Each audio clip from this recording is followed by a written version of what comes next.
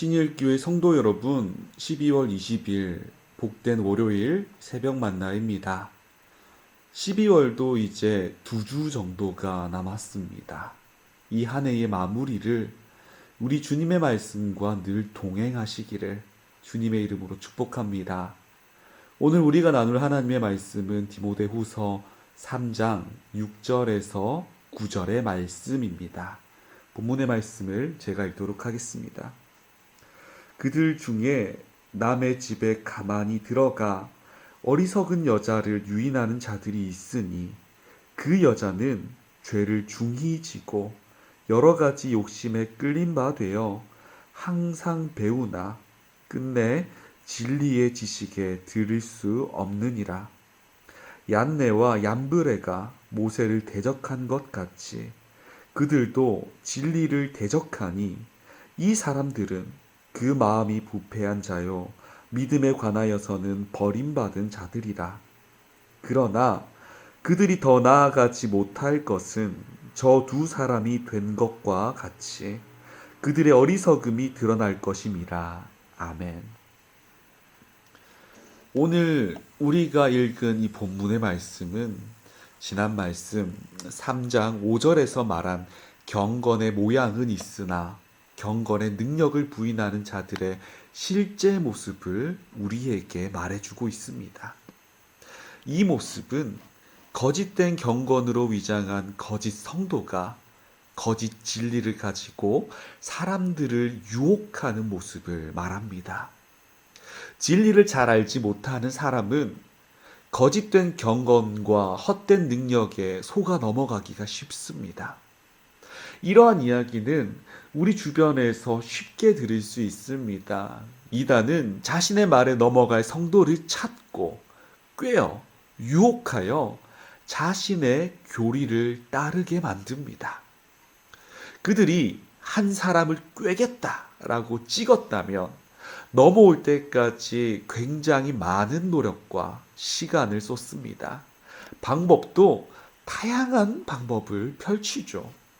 그러다가 찍은 사람이 넘어오게 된다면 그에게서 모든 것을 다 빼앗아 갑니다. 그는 자신의 모든 것을 빼앗겼지만 그럼에도 이단의 가르침을 떠나지 못하고 따릅니다. 참 안타까운 일이죠. 어떻게 이런 일이 가능할까요? 남일 같아 보이지만 우리 주변의 믿음의 사람들에게는 심심치 않게 일어나는 일들입니다. 이단의 가르침에 빠진 성도는 진리를 분별할 지식이 없기에 잘못된 신앙을 따르게 됩니다. 그런데 자신만 잘못된 신앙에 빠지는 것으로 결코 끝나지 않습니다.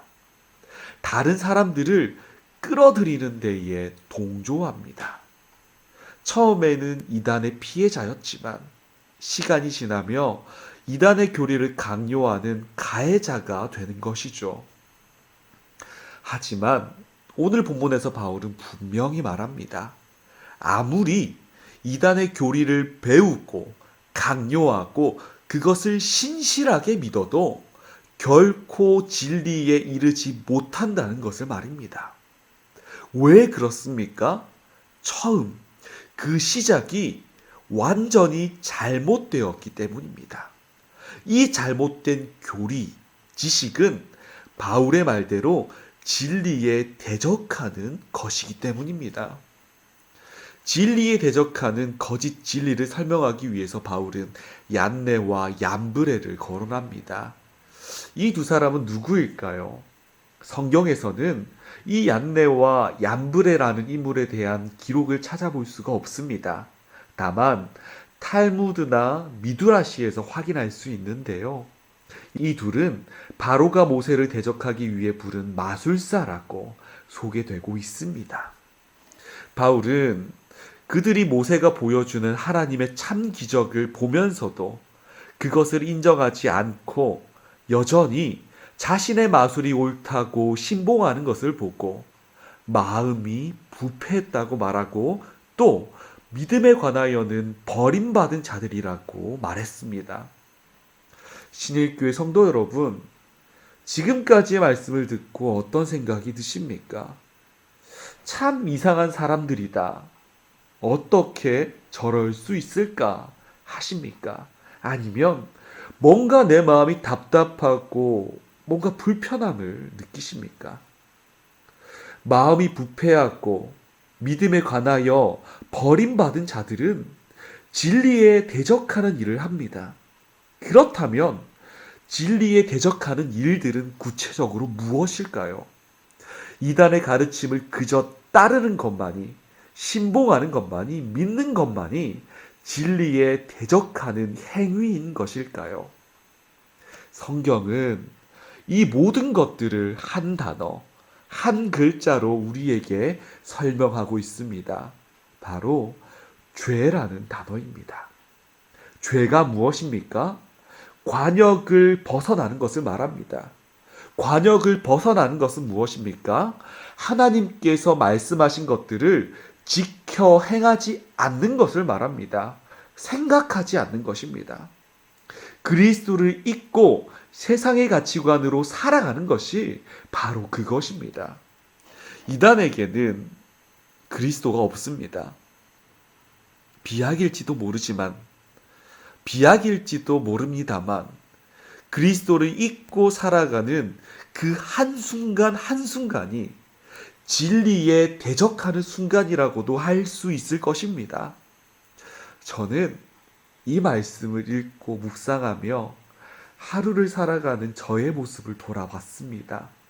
그러다 보니 진리를 대적하는 자가 내가 아닌지를 생각하게 되었습니다. 말씀을 읽는다고는 하지만 읽은 말씀을 기억하지 않고 그 귀와 눈을 닫고 세상의 소리에 더 귀 기울이고 기도의 문을 두드림에 소홀히 하지 않았는지를 묵상하게 되었습니다. 바울은 그러한 저에게 마음이 부패한 자다, 버림받은 자다 라고 말하는 것 같아 가슴이 철렁 내려앉기도 했습니다. 신일교회 성도 여러분, 우리 모두가 바른 진리를 알아 거짓된 진리에 속아 넘어가지 않으며 하루의 삶에서 그리스도를 믿음이라는 그 터 위에 말씀과 기도를 잘 세워 흔들리지 않는 거룩한 집을 지어 나가시기를 소원합니다. 매일의 삶에서 말씀과 기도는 우리가 진리를 대적하지 않고 진리와 동행하게 합니다. 신일교회 성도 여러분, 나의 신앙을 점검하시어 부족한 부분이 있거든 바울이 거짓 선생에게 하는 꾸짖음을 나에게 하는 꾸짖음으로 여기셔서 다시금 바른 신앙의 길로 방향을 트셔서 진리와 늘 동행하시기를 주님의 이름으로 축복합니다. 기도하겠습니다. 사랑에 많으시고 우리에게 늘 좋은 것을 주시기를 원하시는 하나님 아버지, 오늘 주님의 말씀을 듣습니다. 하나님, 바울이 디모데에게 권면하는 이 말씀이 왜 이렇게 우리의 말씀을 찌르는지요. 우리가 이 말씀을 묵상하며 다시금 내가 주님의 말씀에 대적하지 않는지를 고민할 수 있게 하여 주시옵소서. 만약 그렇다면 바울이 거짓 교사들에게 말하는 그 꾸짖음을 나에게 하는 꾸짖음으로 여겨 그것을 잘 듣고 순종하여 다시금 주님께로 돌아가서 바른 길로 잘 걸어갈 수 있도록 하여 주시옵소서. 하나님, 우리는 늘 연약합니다. 우리의 나약함을 주님께 고백합니다. 우리가 연약하오니 하나님 주님의 은혜가 꼭 필요합니다. 은혜를 부어 주시옵소서. 말씀 읽을 수 있는 여건과 시간을 허락하여 주시옵소서. 기도할 수 있는 깨어있음을 허락하여 주시옵소서. 그렇게 되기를 원하오니 주님, 오늘 하루를 이끌어 주실 것을 바랍니다. 내가 생각하는 것, 내가 바라보는 것, 내가 손에 쥐는 것, 내가 말하는 것, 이 모든 것에 주님의 사랑과 주님의 말씀이 나타나게 하여 주시기를 바라며, 이 모든 말씀 살아계셔서 우리가 바른 길로 가기를 원하시는 우리 구주 예수 그리스도의 이름으로 기도합니다.